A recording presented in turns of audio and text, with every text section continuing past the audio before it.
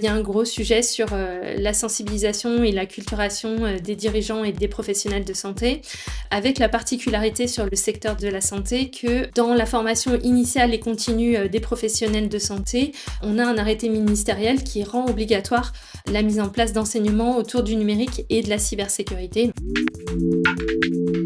Bienvenue dans Les Résilients, le podcast des super-héros du numérique. Un podcast produit par Silicon.fr en partenariat avec Splunk, une entreprise de Cisco.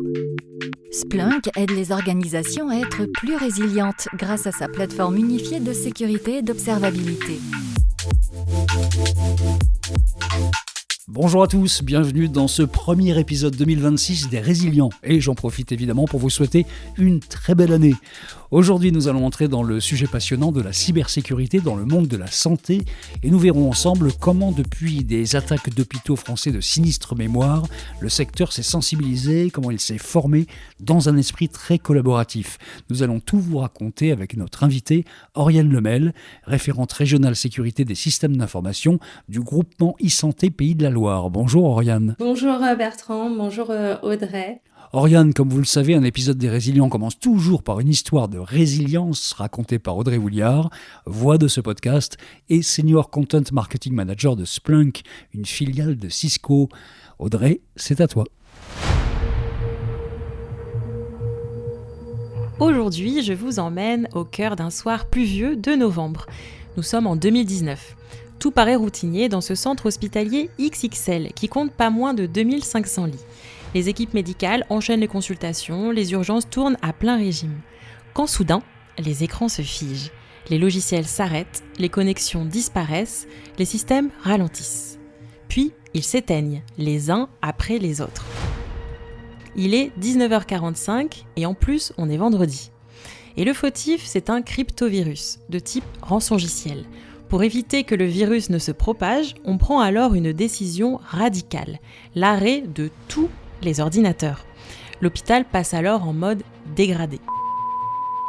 Alors Oriane, est-ce que cette histoire vous dit quelque chose ? Alors oui, effectivement, ça me rappelle la mésaventure du centre hospitalier universitaire de Rouen, qui a été extrêmement marquante dans le secteur de la santé et qui a été, on va dire, une des premières les plus médiatisées et qui avait engendré une énorme prise de conscience de finalement l'importance du numérique pour l'activité des établissements de santé. Effectivement, vous avez tout bon, c'était bien ça, le centre hospitalier de Rouen. À ce moment-là, le personnel médical est contraint de revenir à la bonne vieille méthode du papier et du crayon. Le téléphone n'arrête pas de sonner entre les services et les soignants courent d'unité en unité pour transmettre physiquement les résultats d'examen. Et comme vous l'avez dit, c'est l'une des cyberattaques les plus marquantes subies par un établissement de santé en France. Et c'est une attaque qui a évidemment mis en lumière à quel point un hôpital pouvait se retrouver déstabilisé aussi par une intrusion numérique. Et ça, c'était une prise de conscience. Vous l'avez un peu évoqué, mais à ce moment-là, est-ce que vous vous souvenez comment les établissements de santé avaient réagi à cette grosse attaque ? Les établissements avaient surtout cherché à savoir, ou en tout cas à comprendre quelle était l'origine de cet incident pour essayer de voir s'ils pouvaient, au travers d'outils de supervision dont ils disposaient ou pas, essayer de détecter si une situation similaire pouvait se produire sur leur périmètre. Mais c'est vrai que c'était une découverte un peu au moment qui a laissé pas mal de monde un peu interrogatif. Et puis, je pense sur la sphère plutôt direction management, beaucoup d'inquiétudes finalement sur leur propre capacité à faire face à un incident de ce type. Donc cet événement lui-même, ça a été une prise de conscience, vous l'avez dit. Tout l'écosystème de santé a repensé ses priorités, a essayé de trouver un équilibre entre le besoin normal de continuité de service, mais aussi la préparation aux incidents, et on l'a vu, y compris des incidents numériques. Et selon vous, Oriane, 6 ans plus tard, qu'est-ce que ça a changé spécifiquement pour les hôpitaux et les structures de soins ? Est-ce qu'il y a vraiment eu un avant et un après ? Alors, je pense que c'est pas uniquement l'histoire de Rouen qui a pesé dans la balance, mais aussi toutes les autres cyberattaques qui se sont succédées, qui ont participé un peu à cette prise de conscience. Et on aura l'occasion d'en reparler un peu plus tard, des programmes nationaux pour appuyer les établissements. Ce que ça a pu changer, c'est la nécessité de s'y préparer. Donc malheureusement, on a eu l'incident de Rouen et qui, quelques mois plus tard, s'est suivi aussi de la crise sanitaire, donc qui a dépriorisé quelque part le sujet cyber dans certains contextes. Mais quelques années après, on a eu le CH de Dax, Villefranche-sur-Saône et les CH sud-franciliens, Versailles, et j'en oublie entre-temps, qui ont mis en lumière effectivement cette nécessité de se préparer et que les dispositifs qui avaient été identifiés par les établissements sur des pannes un peu temporaires de quelques heures d'un seul outil métier ne seraient pas suffisantes en cas d'incident majeur qui paralyserait l'ensemble du système d'information. Eh ben, c'est justement ce que nous allons explorer ensemble aujourd'hui. On va parler de la résilience numérique pour les établissements de santé au sens large. Merci Audrey pour cette histoire et cet échange avec Oriane Lemel. Oriane, je rappelle que vous êtes donc référente régionale sécurité des systèmes d'information du groupement e-santé Pays de la Loire. Est-ce que vous pouvez nous expliquer votre fonction en quelques mots ? Alors déjà le groupement e-santé Pays de la Loire, c'est ce qu'on appelle un GRAD, donc un groupement régional d'appui au développement de la e-santé, et c'est une structure qui va accompagner sur la région au travers de services, d'outils numériques, de pilotage de projets et de formation, les professionnels de structures adhérentes à notre groupement, qui sont plus de 600 sur la région des Pays de la Loire, pour faciliter les usages du numérique et puis répondre aux enjeux actuels et futurs. C'est une structure qui est à but non lucratif et qui est soutenue financièrement par l'Agence régionale de santé. Et donc, j'exerce en tant que responsable du pôle cybersécurité et je suis en charge d'une équipe de 4 personnes qui a pour objectif d'animer l'écosystème autour des sujets de cybersécurité et améliorer leur niveau de maturité. Donc, on s'adresse à une diversité de structures qui sont à la fois publiques et privées et sur le champ sanitaire, donc hôpitaux, cliniques, médico-sociaux pour des structures en charge des personnes âgées, des personnes handicapées ou des services sociaux, mais aussi des professionnels de santé libéraux en cabinet ou en exercice regroupé. Donc l'objectif, c'est de proposer des accompagnements mutualisés qu'on aura l'occasion de présenter un peu plus tard lors de notre échange. Et je suis également membre de la task force qui permet la réalisation du programme CARE, qui est la feuille de route sur la cybersécurité pour les établissements de santé et médico-sociaux jusqu'en 2027, et également secrétaire générale d'une association, l'APSIS, qui est l'association pour la sécurité des systèmes d'information, qui fédère l'ensemble de l'écosystème autour de la cybersécurité en santé, avec l'organisation d'un congrès annuel et de différentes formations auprès des RSSI en santé. Et j'exerce également quelques fonctions d'enseignante dans des écoles d'ingénieurs ou des écoles pour les managers hospitaliers. Donc vous êtes la bonne personne pour nous parler de ce sujet aujourd'hui. On a parlé du CHU de Rouen en intro. Vous avez aussi évoqué d'autres cyberattaques. On se souvient en 2022 de ceux contre les hôpitaux de Corbeil-Essonnes et de Versailles qui les avaient complètement paralysés à l'époque. Est-ce que c'est toujours ce type d'attaque contre lesquelles vous vous préparez ou contre lesquelles les RSSI se préparent, ou est-ce que les modes opératoires ont changé depuis ? Alors ça reste effectivement la principale menace, ou en tout cas celle qui aura le plus d'impact sur les systèmes d'information hospitaliers, puisqu'ils vont paralyser finalement l'intégralité des systèmes et viennent s'ajouter ou compléter ce type d'attaque les exfiltrations massives de données qui défraient la chronique en ce moment et qui sont finalement en lien avec la vulnérabilité de nos établissements de santé, puisqu'ils souffrent encore en fait d'une dette technologique assortie souvent de ressources financières et humaines qui sont un peu en déclin ou contraintes. Des ressources financières et humaines qui sont contraintes dans les établissements de santé, et du coup les établissements continuent d'être victimes de ce type d'attaques malveillantes en raison de ces vulnérabilités. Oriane, quel est l'esprit général chez les experts de la cybersécurité du monde de la santé ? Est-ce que ça va mieux qu'il y a 4 ans ? Alors je sais pas si ça va mieux parce que effectivement les contraintes financières que j'évoquais, elles sont toujours présentes. J'ai plutôt l'impression d'avoir des professionnels autour de moi dont le moral est relativement en berne, avec un contexte sécuritaire qui est toujours plus pressurisant, et puis parfois un sentiment un peu d'épuisement. Mais en contrepartie aussi des nouvelles opportunités qui sont présentées par différents programmes nationaux et complétées un peu par, on va dire, la médiatisation de certains incidents qui permettent de temps en temps de remettre le sujet en haut de la pile pour les RSSI. Si on parle des hôpitaux notamment, quel est selon vous le niveau de prise de conscience de la valeur des données aujourd'hui ? Alors, je pense que, il y a cette prise de conscience qui est liée au fait que, la qualité et la fraîcheur, des données qui sont manipulées dans les systèmes d'information hospitaliers font qu'elles sont, particulièrement, intéressantes quelque part, ou en tout cas, les gens mentent peu lorsqu'ils viennent, dans un établissement de santé sur les informations qu'ils transmettent puisque, c'est, essentiel à leur, prise en charge. Donc, la valeur de ces données, notamment celles à caractère personnel, elle est prise en compte par les structures. On voit qu'elles peuvent être revendues, rediffusées, sur différents marchés noirs et en même temps, on peut relativiser cette valeur, dont bon nombre de spéculations, peuvent être faites, à droite et à gauche avec des bases de données qui restent en vente, pendant de longs mois sans forcément, trouver preneur.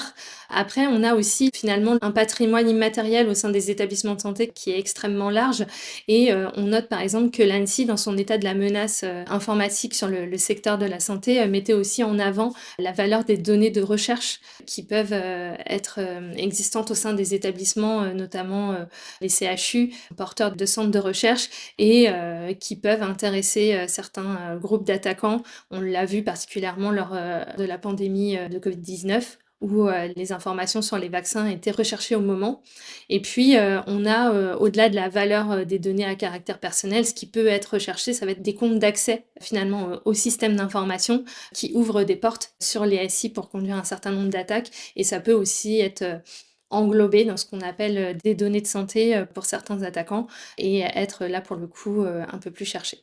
Et vous en avez parlé en intro, il y a 2 ans ou 2-3 ans a été lancé le programme CARE, ça veut dire cybersécurité, accélération et résilience des établissements. Et l'idée générale, c'est d'organiser une réponse collective et coordonnée. En fin de compte, ça n'existait pas avant ce programme CARE, vous diriez ?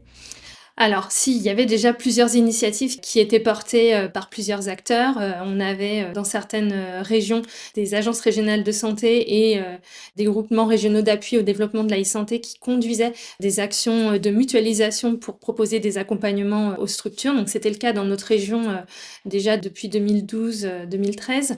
Et il y a aussi des actions qui étaient portées directement par l'ANSSI, notamment dans le cadre de France Relance qui a pu accompagner un certain nombre de centres hospitaliers en France et puis, également le ministère de la Santé avec l'appui des FSSI qui, portait, des programmes, notamment un programme de renforcement de la cybersécurité qui avait été porté par le président de la République après les attaques de, Dax et Villefranche-sur-Saône. Donc en fait, on avait de multiples, accompagnements qui étaient, déjà proposés, parfois un peu de manière hétérogène selon, les territoires. L'intérêt de ce programme CARE, c'est qu'il est venu apporter une feuille de route commune avec la particularité d'embarquer l'ensemble des acteurs que je vous ai évoqués avec l'Agence du numérique en santé, l'Agence nationale pour la sécurité des systèmes d'information, la DGOS, les FSSI, des représentants d'ARS et de GRAD pour pouvoir avoir cette feuille de route partagée et surtout venir aussi s'appuyer sur des instances qui étaient déjà existantes pour pas venir rajouter des couches au millefeuille. Alors ce programme, il a 2 ambitions majeures. La première, c'était, plutôt à court terme, d'accompagner, les établissements, à la fois de santé et médico-sociaux à être plus résilients et à se préparer à faire face à des attaques, d'origine cyber et puis à moyen terme de pouvoir les soutenir dans leur renforcement de leur sécurité opérationnelle en mettant en place un certain nombre, de projets pour pouvoir finalement poser les bases d'un socle de confiance envers le numérique pour, l'ensemble, des acteurs, que ce soit les professionnels de santé, mais également, les usagers, du système de santé. Dans les initiatives qui étaient déjà portées, on a un CERT Santé qui est hébergé par l'Agence du numérique, en santé, qui a pour vocation d'accompagner les établissements, notamment en cas d'incident, mais aussi avec, des mesures, un peu plus proactives, notamment en présentant, de la veille, des retours d'expérience et un service qui permet de, finalement analyser l'exposition sur internet des établissements et leur produire, des premiers, rapports et recommandations pour pouvoir, améliorer cela. Oriane, il existe aujourd'hui une enveloppe nationale pour organiser des exercices de gestion de crise dans le monde de la santé. Vous en profitez d'ailleurs pour faire des actions. Depuis combien de temps existe-t-elle et qui est visé directement par ces actions de sensibilisation ?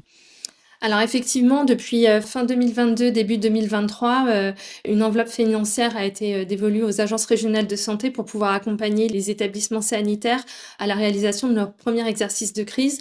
d'origine cyber. Donc là, l'idée, c'est de pouvoir entraîner les cellules de crise décisionnelle des établissements de santé à faire face à ce type d'incident en tenant compte finalement de la particularité de ces crises, tant sur l'aspect incertitude qu'il produit, mais aussi sur les éléments de durée, de la rapidité avec laquelle les cyberattaques se répandent sur les systèmes d'information, mais aussi la durée qui n'est pas connue au démarrage de la crise et on a vu qu'il pouvait s'étendre à plusieurs semaines, mois, voire années dans certains cas avant un retour à la normale.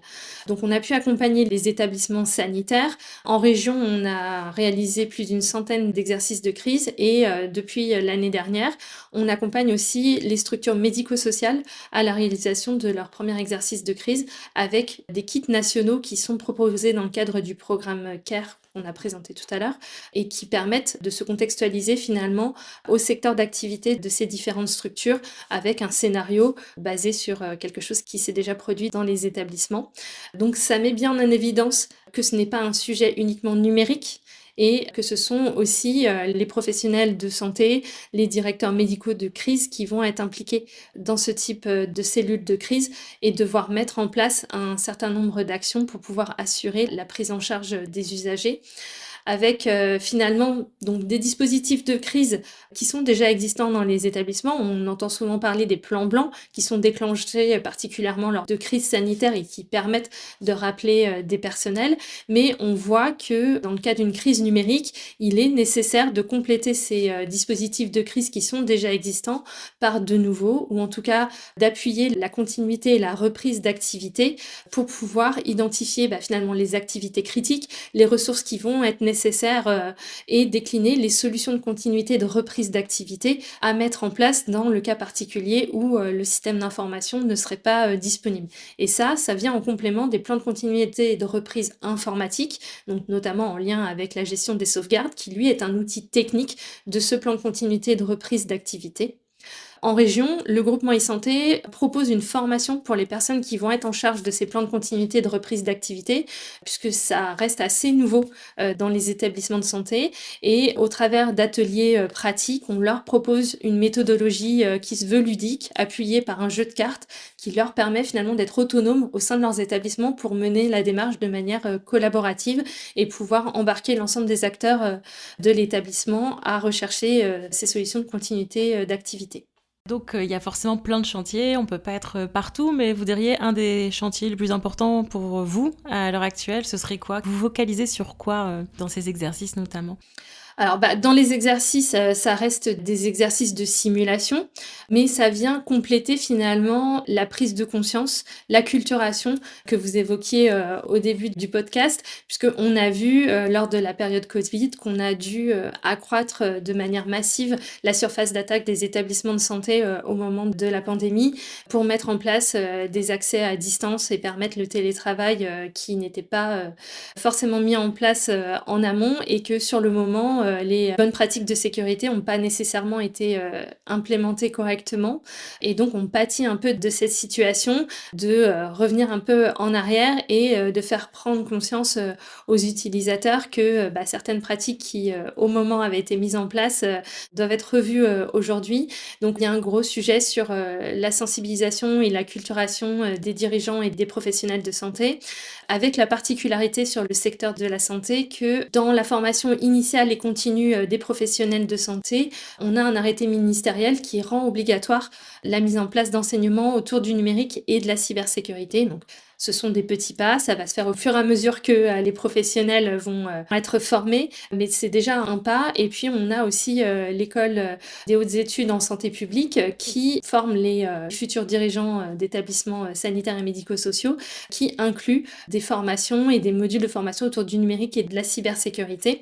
Tout ça pour améliorer l'acculturation des professionnels et que ça se diffuse au sein des établissements lorsqu'ils prendront leur poste.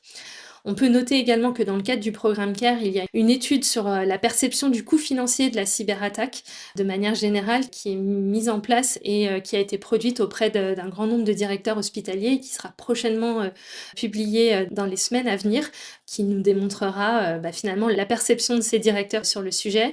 Et puis nous, en région, en Pays de la Loire, on s'emploie aussi à proposer des outils de sensibilisation à nos adhérents pour pouvoir finalement les aider à opérer ces sessions de sensibilisation et de formation au sein de leurs établissements. Donc sur les aspects de formation, on en a qui sont dédiés aux équipes IT, où on leur propose de se former finalement à l'identification des signaux faibles d'un incident de type rançon logiciel et de se préparer à faire face et à bien orchestrer les mécanismes d'alerte au sein de leurs établissements. Et puis sur les aspects sensibilisation, on essaie d'avoir des outils les plus diversifiés possibles avec des affiches qu'on décline en fond d'écran, en tapis de souris, en stickers, en badge, des petites vidéos, des modules de e-learning ou des campagnes de faux phishing qui leur sont proposées. Et puis également un escape game qui est contextualisé à la santé. Cet escape game, j'ai d'ailleurs entendu dire qu'il avait été récompensé, donc félicitations pour ça. Vous savez que dans ce podcast, on aime bien raconter des histoires. Alors, est-ce que vous voulez bien jouer le jeu de nous plonger dans cet escape game, comme si on était un professionnel du domaine de la santé? À quoi ça ressemble? Plongez-nous dans cette histoire. Alors, les participants à l'escape game doivent se mettre dans la peau de personnages fictifs qui sont des journalistes d'un magazine People qui s'appelle West People et qui doivent tenter de décrocher un scoop sur l'état de santé d'une célébrité qui s'appelle Johnny Jackson, qui a disparu depuis peu des écrans et dont certaines informations lues dans la presse laissent penser qu'il a été pris en charge dans l'Institut médical des étoiles des Pays de la Loire. Et des articles de presse laissent aussi penser que différents incidents de sécurité se sont produits, laissant croire que les bonnes pratiques de sécurité sont pas forcément appliquées par l'ensemble des personnels. Donc, on va faire en sorte que ces journalistes utilisent ces mauvaises pratiques pour essayer de récupérer l'information de santé de ce VIP. Donc, c'est un jeu qui doit se dérouler en 45 minutes et pas une minute de plus pour les participants. Finalement, l'intérêt de cet outil, c'est qu'il a été co-construit par des acteurs en région, à la fois des établissements de santé, mais aussi une structure régionale d'appui sur la qualité et la gestion des risques en santé qui s'appelle Calirel Santé, ainsi que des équipes du groupement e-santé et de l'ARS, qui est une méthode de sensibilisation finalement ludique et innovante, en tout cas en 2018 lorsqu'il a été créé, et qui permettent d'impliquer particulièrement les apprenants puisqu'ils sont acteurs du jeu. Il a l'intérêt de ne nécessiter aucune connaissance technique particulière. C'est vraiment ouvert à tout utilisateur du SI. Et par rapport à d'autres types de sensibilisation, ils doivent se mettre dans la peau des méchants et donc exploiter eux-mêmes les mauvaises pratiques qu'ils ont au quotidien et voir au final que c'est pas forcément eux qui sont porteurs de toutes les mauvaises pratiques, mais le cumul d'une mauvaise pratique de plusieurs personnes permet d'accéder à des données de santé, donc avec finalement un scénario qui a été contextualisé par les équipes au secteur de la santé et avec une durée de jeu un peu raccourcie par rapport à un escape game traditionnel qui permet d'inclure un petit briefing et un débriefing pour faire la sensibilisation et pas mobiliser plus d'1 heure les professionnels de santé. Donc effectivement, c'est un outil qui a été récompensé lors des Talents de la e-santé en 2020, donc qui est un concours porté par la délégation numérique en santé du ministère de la Santé et qui, sur ce prix de la sécurité, a voulu récompenser l'équipe. Et cet outil a pu être aussi développé sur d'autres régions que la nôtre et donc s'étendre sur le territoire national. Donc l'équipe en est très fière. Ça donne envie d'y jouer. Oriane, vous nous parlez depuis tout à l'heure de tout ce qui a été mis en place ces dernières années dans le monde de la santé. Est-ce que vous pouvez nous dire un mot du signalement obligatoire des incidents de sécurité ? Alors effectivement, le secteur de la santé a la particularité depuis octobre 2017 d'avoir un signalement obligatoire des incidents de sécurité numérique. Donc ça concerne à la fois les établissements de santé, les laboratoires de biologie médicale, mais aussi les centres de radiothérapie. Et depuis fin 2020, ça concerne également les structures médico-sociales. Le signalement est opéré auprès du CERT Santé qui apporte un appui à la qualification de l'incident, mais également à la levée de doute. Les établissements sont incités à signaler au plus tôt leur incident, même s'ils n'en sont pas totalement certains de l'origine, pour pouvoir agir au plus tôt et les appuyer dans la feuille de route de remédiation. Donc ça permet aussi d'identifier éventuellement des signaux faibles pour produire des alertes auprès de l'ensemble de la communauté si c'était nécessaire. Selon vous, que va pouvoir apporter une réglementation européenne comme NIS 2 qui s'applique à votre secteur si jamais elle finit par être votée ? Alors ce qu'on note dans le cadre de NIS 2, c'est finalement l'élargissement du nombre d'entités qui seront régulées. Aujourd'hui, on a un peu plus d'une centaine de structures de santé qui sont régulées par l'ANSSI dans le cadre de NIS 1. Demain, avec NIS 2, on passerait potentiellement à plusieurs milliers de structures qui seraient concernées, toutes les structures qui produiraient des soins modulo leur taille selon les critères qui sont définis par la réglementation. Le deuxième impact, ça serait autour de la chaîne de sous-traitance qui permettrait aux établissements d'avoir un appui un peu plus fort auprès de leurs prestataires et leurs fournisseurs sur les exigences de sécurité qu'ils devront mettre en place. Alors on arrive déjà à la fin de cet épisode. Ma question habituelle, si vous aviez la possibilité d'avoir un super pouvoir dans le cadre de votre métier, ce serait lequel et pourquoi ? Alors, le super pouvoir que je souhaiterais avoir, ce serait vraiment d'avoir un don d'ubiquité pour pouvoir être partout sur le territoire et pouvoir accompagner au mieux nos 660 adhérents qui finalement représentent plus de 2000 structures géographiques dans la région. Et donc, c'est toujours un peu frustrant de devoir être essentiellement sur des accompagnements mutualisés qui vont toucher un maximum, mais de ne pas pouvoir être au plus près sur le terrain auprès d'eux. Et pour un prochain épisode, est-ce que vous avez une super-héroïne ou un super-héros à nous recommander et pourquoi ?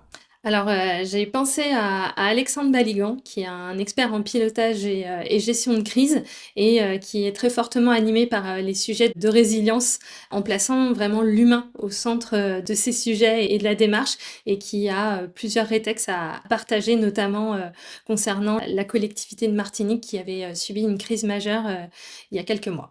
Merci beaucoup, Oriane Lemel. Merci à vous. Vous étiez l'invité des Résilients, le podcast des super-héros du numérique, un podcast produit par Splunk, une filiale de Cisco, la plateforme qui renforce la résilience de votre organisation. Audrey Williard a assuré, comme toujours, l'écriture de l'histoire et l'accompagnement éditorial du podcast. Et moi, j'ai pris en charge l'animation et le montage de cet épisode. Merci, Audrey. Merci Bertrand et merci Oriane, c'était un plaisir de commencer cette nouvelle année avec ce nouvel épisode. Pour finir, si vous ne l'avez pas encore fait, je vous rappelle que vous pouvez retrouver tous les épisodes des 3 saisons précédentes des Résilients sur toutes les principales plateformes de podcast et vous pouvez d'ailleurs en profiter pour vous abonner et même nous donner des étoiles si vous avez apprécié ce nouveau numéro. Merci à tous et à très vite pour une nouvelle rencontre autour de la résilience numérique. Retrouvez l'ensemble des épisodes de Les Résilients sur toutes vos plateformes de podcast préférées. Et pour plus de cas concrets en matière d'observabilité et de sécurité, rendez-vous sur le site de Splunk.